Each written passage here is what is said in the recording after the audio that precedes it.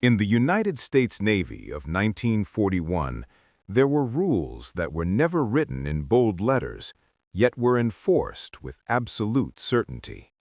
They did not need to be shouted because every man who served under them learned their limits quickly. Some sailors were trained to fight, others were trained to serve, and once those boundaries were drawn, they were not meant to be crossed, no matter the circumstances. Doris Miller lived within those boundaries from the moment he put on a naval uniform. He wore the same blue as every other sailor. He saluted the same officers. He followed the same regulations. Yet there was one line he was never expected to cross. He was not expected to stand watch at a gun. He was not expected to train for combat. He was not expected to defend the ship with a weapon in his hands. Not because the Navy doubted his loyalty, not because it questioned his courage, but because in that era, the institution had already decided what roles men like him were allowed to perform. Below decks, in service roles, far from the machinery of war. For months, his days followed that pattern, preparing meals, serving officers, cleaning and maintaining spaces that would never appear in official photographs of battle. He belonged to the ship, but not to its weapons. Then came a morning that shattered routine so completely that the Navy's rules could no longer survive it. December 7, 1941, began quietly at Pearl Harbor. The air was calm. Battleships sat at anchor, their massive hulls resting in still water that reflected the rising sun. It was a Sunday, a day when many sailors slept in, when inspections were light, when no one expected history to arrive unannounced. When the first explosions tore through the harbor, they did not ask who was permitted to fight and who was not. They only demanded survival. In the smoke and fire that followed, Doris Miller found himself in a moment the Navy had never prepared him for. A moment where obedience to regulation no longer mattered because the ship itself was dying. He was not allowed to fire a gun until Pearl Harbor forced the Navy to watch him do exactly that. Doris "Dory" Miller was born in 1919 in Waco, Texas, a place shaped by rigid racial boundaries and unspoken expectations. Even his name was the result of circumstance rather than intention. The midwife who delivered him believed he was a girl, and the name Doris was recorded before anyone thought to change it. It stayed with him for the rest of his life, a small reminder that chance often played a role in shaping his path. He grew up in a world that offered little margin for ambition. Opportunities were limited, futures were narrow, and respect had to be earned through endurance rather than recognition. Miller was physically strong from a young age, tall and broad-shouldered, but he was also quiet, reserved, and rarely drew attention to himself. Those who knew him later would describe him as dependable more than expressive, the kind of man who did his work without complaint. School did not last long. Like many young men of his time and circumstances, Miller left early to help support his family. He took on labor-intensive jobs that required stamina and discipline, but offered no upward mobility. These years shaped him in ways that were never documented, teaching him how to work long hours, follow instructions, and carry physical burdens without protest. In his spare time, Miller boxed. It was not a career and not a path to fame, but it revealed something important about him. He was not afraid of confrontation. He understood how to absorb punishment and keep moving forward. The ring offered no illusions. It rewarded toughness and persistence, qualities he carried quietly into adulthood. When he enlisted in the United States Navy in 1939, it was not because the service promised equality or advancement. It did neither. But it did offer steady pay, housing, food, and the possibility of leaving Texas behind. For many Black Americans of his generation, enlistment was not a patriotic gesture alone.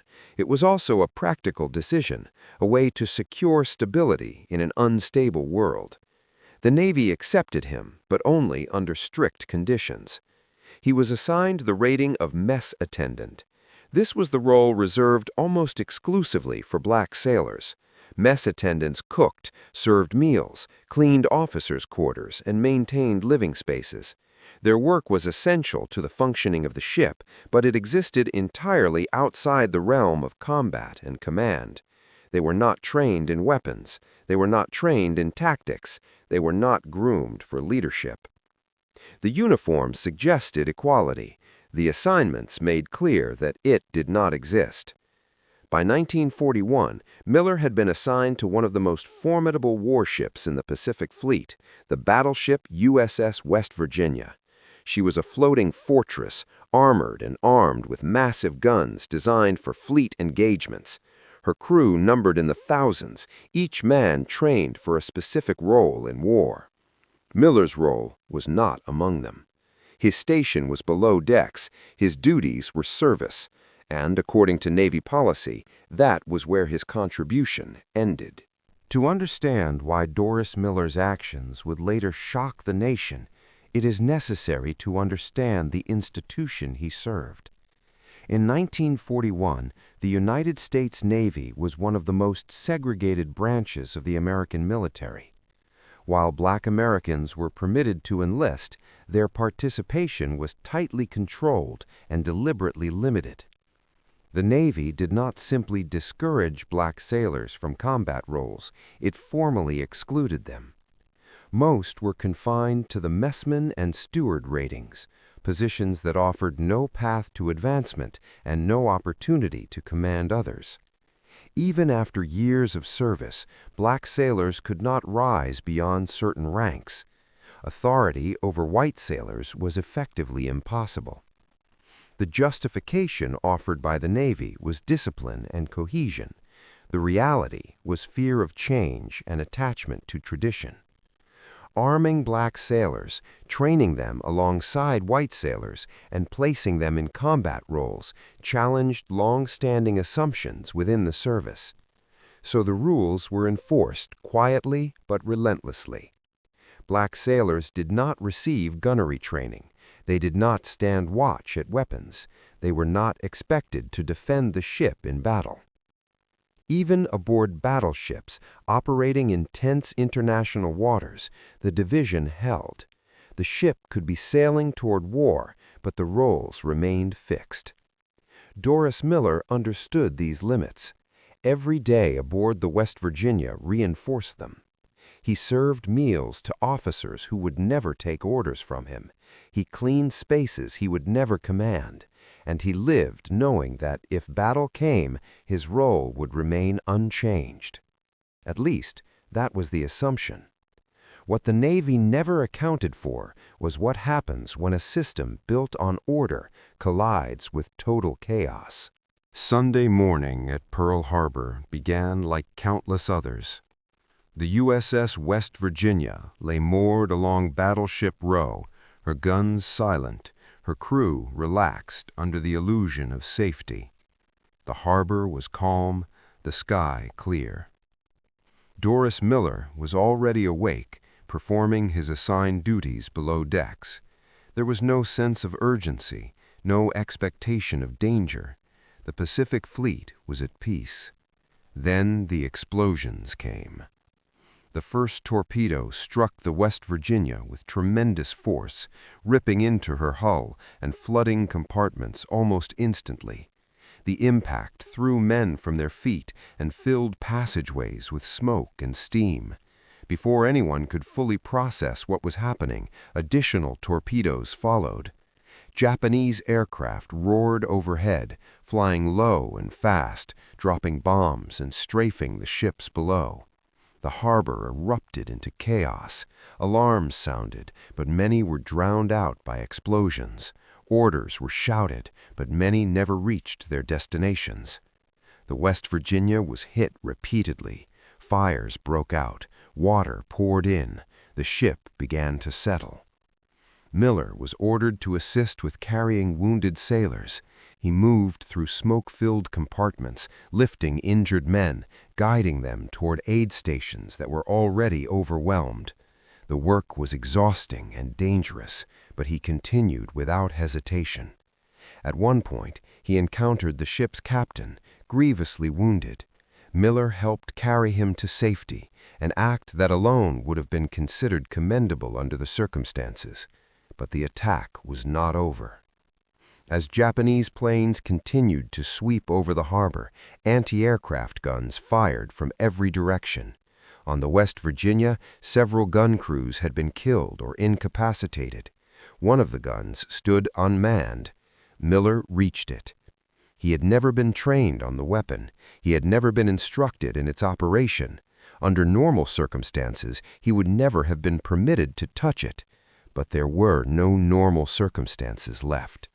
With no orders and no time to consider consequences, he began firing at the attacking aircraft. He aimed into the sky as planes passed overhead, squeezing the trigger and sending bursts of fire upward. How long he fired, how many rounds he expended, and whether he hit anything would later be debated. What was not debated was this: a man the Navy had never intended to fight was fighting anyway. When the attack ended, Pearl Harbor was a ruin. Battleships burned. Oil coated the water. Thousands of sailors were dead or wounded. The West Virginia had sunk to the harbor floor, though her superstructure remained visible above the waterline. Survivors were counted. Reports were written. Stories began to circulate among the men who had lived through the morning. One story refused to fade. A mess attendant who carried wounded men through smoke-filled corridors. A mess attendant who helped save the captain. A mess attendant who stood at a gun and fired back. At first, the Navy treated the story cautiously. Acknowledging it meant confronting the policies that had made such an act extraordinary in the first place. But the country was at war now, and it needed heroes. The press learned his name, Doris Miller. Newspapers across the United States printed his story, framing it as a symbol of courage under fire. For Black Americans, it was something more. It was proof that the boundaries imposed on them were artificial, not natural. The Navy responded carefully. It did not revise its policies. It did not dismantle segregation. But it did recognize the man. Doris Miller would be honored. The institution would praise his courage, even as it struggled to reconcile that courage with the rules it had enforced for decades. Pearl Harbor had forced the Navy to watch, and it could not look away. In the months following Pearl Harbor, the United States Navy found itself facing a complicated reality. The attack had shattered the illusion of American invulnerability, and the country now demanded stories of courage that could restore confidence and purpose. Acts of bravery were elevated quickly, not only to reward those who had served, but to reassure a nation still reeling from shock. Doris Miller's story fit that need perfectly, yet it also exposed a contradiction the Navy could not easily resolve. He was a hero by any reasonable definition. His actions during the attack were supported by eyewitness testimony from officers and enlisted men alike. He had carried wounded sailors through burning compartments, assisted in saving the life of the ship's captain, and taken up an anti-aircraft gun despite having no formal training, firing at attacking aircraft while bombs and machine gun fire rained down around him. Under different circumstances, such actions would have placed a sailor among the most highly decorated of the war. But Miller was not serving under different circumstances. He was serving in a Navy that still officially restricted black sailors to non-combat roles, and that reality shaped how his heroism would be acknowledged. In early 1942, the Navy announced that Doris Miller would receive the Navy Cross, the service's second highest decoration for valor in combat. The award recognized distinguished service and extraordinary heroism in the face of the enemy. It was an unmistakable admission that Miller's actions had gone far beyond the expectations of his assigned duties. The ceremony took place on May 27, 1942, at Pearl Harbor itself. Admiral Chester Nimitz, commander of the Pacific Fleet, personally presented the medal. In his remarks, Nimitz praised Miller's courage and stated that he hoped Miller's example would inspire others to serve with equal devotion. The moment was historic. For the first time, a black sailor stood publicly recognized for combat heroism in a Navy that had long denied such possibilities. Yet even in that moment of recognition, the limitations were clear. The Navy Cross, while prestigious, was not the Medal of Honor. Many observers, both black and white, questioned why Miller's actions had not been recognized with the nation's highest military award. His conduct met the criteria. His risk had been extreme. His initiative had been undeniable. The answer was never stated openly, but it was understood. Awarding the Medal of Honor would have forced the Navy to confront its own policies too directly. It would have required acknowledging that a man it had barred from combat had nevertheless performed heroically in combat, raising uncomfortable questions about why those barriers existed in the first place. So the Navy chose a compromise. It honored Doris Miller without challenging the system that had limited him. For Miller himself, the ceremony was both affirming and isolating. He stood in uniform, receiving applause from senior officers, yet he returned afterward to a Navy that had not fundamentally changed how it viewed him or sailors like him. The medal recognized what he had done. It did not change what he was allowed to do next. For a brief moment, Doris Miller became one of the most recognizable sailors in the United States. His image appeared in newspapers, magazines, and wartime propaganda.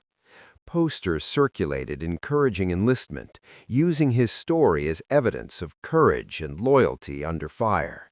He was interviewed, he was photographed, he was celebrated. For Black Americans, his recognition carried deep symbolic weight. At a time when segregation defined daily life across much of the country, Miller's Navy Cross was proof that heroism could not be confined by policy. His story circulated through Black communities as a source of pride and validation. But fame did not alter his position within the Navy. When the ceremonies ended and the headlines faded, Miller returned to service under the same restrictions he had lived with before Pearl Harbor. He was still rated as a mess attendant. He was still barred from formal combat training. He was still excluded from advancement pathways available to white sailors. The Navy had elevated him as a symbol, but it had not freed him from the system that required such symbols in the first place. Despite this, Miller did not seek discharge. He did not retreat from service. When given the option to remain in the continental United States, he instead requested assignment to sea duty. This decision revealed something essential about his character. He did not view Pearl Harbor as a singular moment that completed his obligation. He viewed it as part of a larger duty that was still unfinished. The country was at war, and he intended to remain part of it, even if the Navy continued to limit how he could serve. In 1943, Miller was assigned to the escort carrier USS Liscum Bay. Unlike the massive battleships of Battleship Row, escort carriers were smaller, lightly armored, and designed to support amphibious operations. They were often assigned to dangerous forward areas, providing air cover for invasions and convoys. Service aboard an escort carrier carried significant risk. These ships lacked the heavy defenses of fleet carriers and were particularly vulnerable to submarine attack. Miller knew this, and he went anyway. By late 1943, the war in the Pacific had entered a new phase. American forces were advancing across island chains, pushing toward Japan through a series of amphibious invasions. Escort carriers like the Liscum Bay played a critical role in these operations, providing air support for troops landing on heavily defended islands. In November 1943, the Liscum Bay was operating near the Gilbert Islands in support of the invasion of Tarawa, one of the bloodiest amphibious assaults of the war. The ship's aircraft flew repeated missions, striking enemy positions and protecting the fleet from aerial attack. The danger did not come from the air. On the morning of November 24, 1943, a Japanese submarine maneuvered into position beneath the task force. Undetected, it launched a torpedo that struck the Liscum Bay near her bomb magazine. The explosion was catastrophic. The detonation ignited stored munitions, producing a massive internal blast that ripped through the ship. Flames shot skyward. The carrier began to sink almost immediately. There was no prolonged struggle, no drawn-out evacuation. Within minutes, the Liscum Bay was gone. Of the nearly 900 men aboard, more than 600 were killed. Survivors were thrown into the sea, many injured, many burned, clinging to debris as the water filled with oil and wreckage. Doris Miller was among those who did not survive. The Navy notified his family weeks later, delivering the same formal language used for countless others lost in the war. There were no eyewitness accounts of his final moments, no record of heroism at the end, only absence. He was 24 years old. In death, Doris Miller became something the Navy had struggled to define in life. He became a legacy. Over the years, his name would be attached to ships, buildings, and institutions.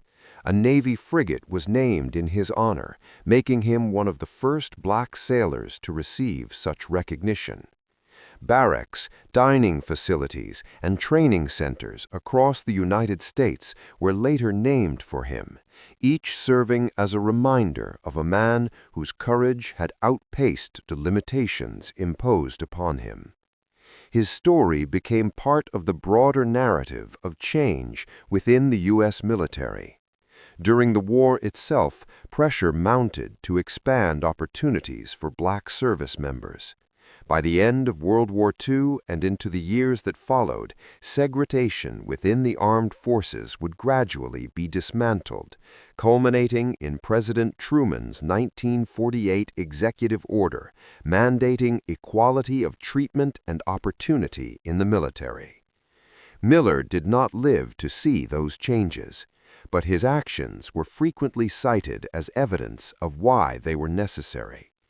Historians would later revisit the question of his awards, debating whether the Navy Cross adequately reflected the significance of his actions at Pearl Harbor. Advocacy groups periodically renewed calls for the Medal of Honor, arguing that historical bias had shaped the original decision. The Navy has never officially revised the award, yet the debate itself underscores the lasting power of his story. He forced an institution to confront a contradiction it had long avoided. Doris Miller never set out to challenge the rules of the United States Navy. He did not enlist to become a symbol. He did not speak publicly against policy. He did not demand recognition. He followed orders. He performed his duties. He accepted the limits placed upon him.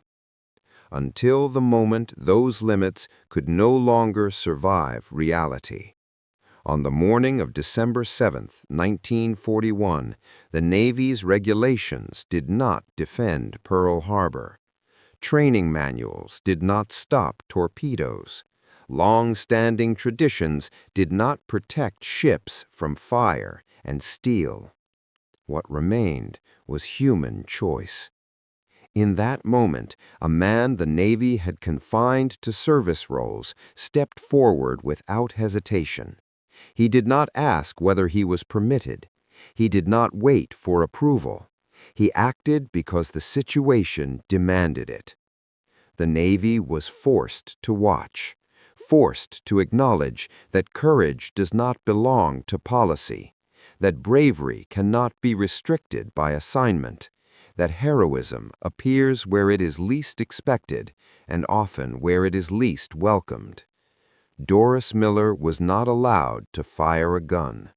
History remembers that he did anyway.